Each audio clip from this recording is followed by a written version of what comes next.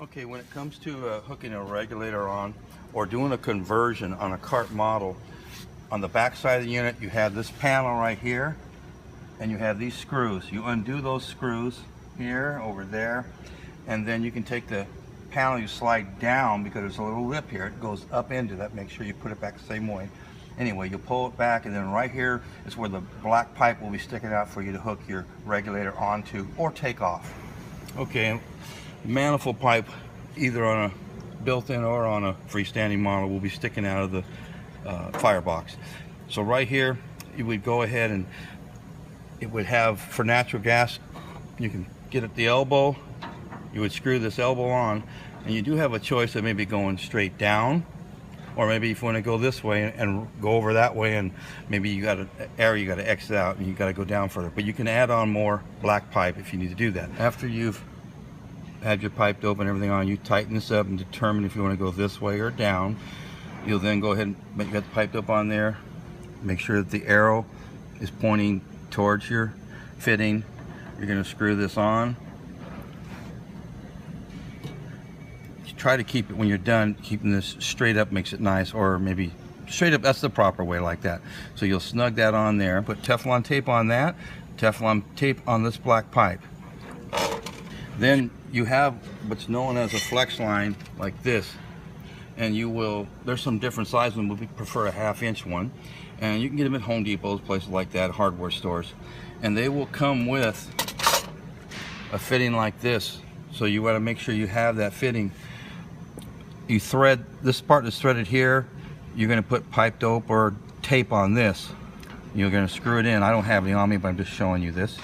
Once you put this on there, you snug it up real tight, and you will also test with soap solution all fittings that you've done and look for a little bubbling. That means you got a leak. Anyway, once you put this on there, you never put, this is all tapered in, and inside of the hose, you can look, it's actually kind of rounded inside there, which goes right against this round surface. But you don't want to put any tape on that, because what happens over a period of time, it starts collapsing and you get leaks. But this will seal itself. That'll go against there. Put that on.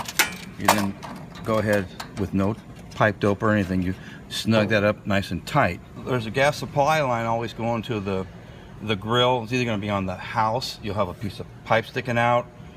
And then you have your flex line that you purchased right here, but you'll have another fitting that'll either be a male like this, or it could be all female, and then you have the tapered in like that. It just depends on what store you go to get your flex line at. But this one here is designed to go into a shutoff valve. So when your shutoff valve, you can see this here, you will screw it on. Make sure you got pipe dope on all the threadings. Excuse me, I'm going to cheat here. Alright, just make sure you got it nice and tight, and see, this fitting is designed to go right into there, and that one you do pipe dope on that too. I don't have it on me, but you know I'm telling you to do it. And that's the taper in again, so you don't put anything on that. And you would go ahead and bring your, I shut it off, but bring your line over and you hook it right into the top and just screw it on. You can do a conversion on these units. You'll go out there, and natural gas is normally set up like this, has our 411 regulator, which is universal. And the way you'll convert it, get a pair of pliers, you're going to undo this cap on there. If you don't have a cap like this, then don't bother doing it. You got to change the whole regulator. You'll unscrew the cap. I've already loosened it with a pair of pliers. And when you pull this off carefully, you're going to see this plastic stem. Plastic stem, I always hold it like this, and whatever is pointing into the air, the end that's pointing in the air, how it's shaped, for example, straight up and down like that, that's natural gas. So to make it go propane, you grab it, you pull on that, you reverse it all the way around, and you will stick it right back in. It'll snap in, you'll feel it and hear it snap.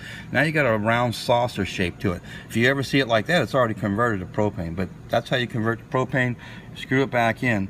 The thing is that because you have higher pressures from LP, the way this is designed, it pushes on this spring which touches the diaphragm, allows more gas flow to go through it.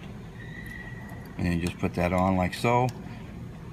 And then you have hard pipe. You'll have that same kind of setup as you would as a natural gas line, that you'll have a You have a shut-off valve that's going to come in there, and you'll take your same flex line and you hook it onto those same fittings, and you put this fitting on here, making sure you got pipe dope only on those coarse threads but not the tapered one. And see, then you can make your connection just like you would a natural gas thing because it's bulk. Okay, now when you're doing a small propane tank, a lot of times if you have a thing like this, it was already like natural gas and you're going to convert to that, you can take it off, or once you take it off, you can use the brass fitting that's like this. That will be put in this place. So you just unscrew this thing all the way off, and it'll do the same thing like a 90, but you can go ahead and when you screw this on, see, you're already at a 90. You can go this way or down or up and be creative. And then you have your hose coming off of your regulator, goes into the tank, and that'll fit right on here. Again, no pipe dope on the tapered ends. Oh, sorry about that. And then screw that on. And you always will check your fittings. Anything that you put on, a little solution there, you know, water and a little dishwashing soap will work. A brush, dab it on there and watch for bubbling. Sometimes you get a little bubble because it's just what it does, but watch if it keeps growing. That's a good sign that it's a leak. And then of course you screw this part into your tank. Make sure when you get this on there that it's real tight, but you also want to check on your propane tank that there's no leaking around this area, but also check here for leakage, and even these fittings, because you want to make sure everything on this hose is actually not going to be leaking at all.